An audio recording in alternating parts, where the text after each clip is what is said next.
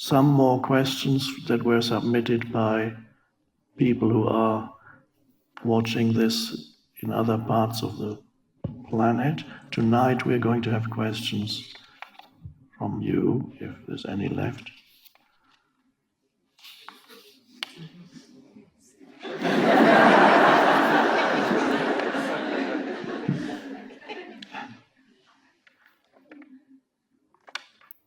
Well, here's an easy one.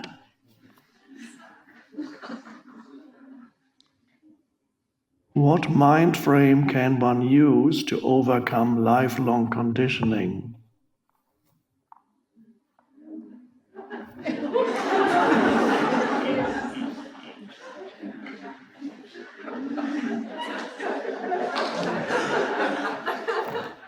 If you start thinking about it, it's a very complex question.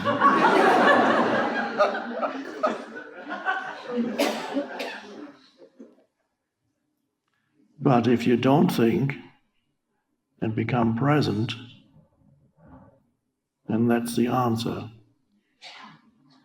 Become as present as you can, wherever you are, whatever you're doing. Make it, one could almost say, yes, one could say, not almost, make it the priority in your life. Make your state of consciousness the priority in any situation, because that is the foundation for whatever you do, whatever action you take, or whatever you do in any given situation is your state of consciousness. So your state of consciousness is always ultimately more important than what's happening or not happening around you.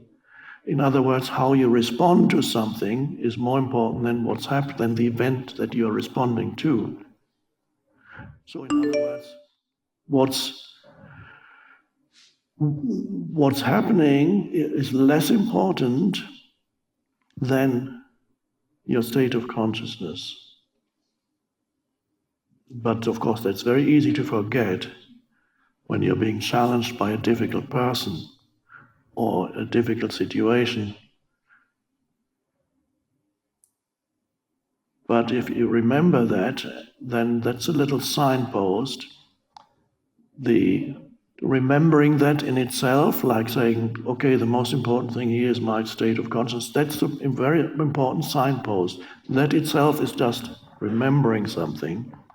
But there, this signpost can immediately bring about a shift within you from being reactive in a situation to looking within.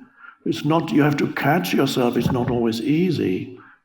If somebody insults you or is rude or whatever it may be, or you're driving and he calls you something, how to, in that moment, to remember that your state of consciousness is more important than anything else may not be easy.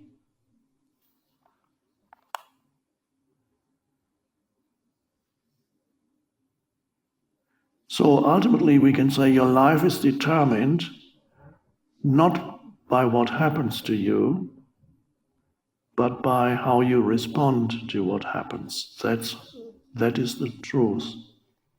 In other words, you're not at the mercy of events, and your response, if something so-called bad happens to you, it becomes even more important. Something, your house burns down, somebody close to you dies, you become seriously ill, death is approaching, you lose all your possessions, you become homeless. Things that would usually be considered bad, and from a normal perspective are bad. But then, here too, it's not that does not determine your life and what unfolds from here. Your response determines what happens after this. The so-called future is an extension of just this moment. So anything so-called bad potentially can create in you more consciousness, more presence. You have to be there in that moment. Or if you suffer, at some point you wake up out of it. Oh. Per aspera ad astra, through adversity to the stars, which means stars are really, the way I interpret it is higher consciousness to the stars. So this is the alchemical process, the transformation of the base metal of suffering into gold.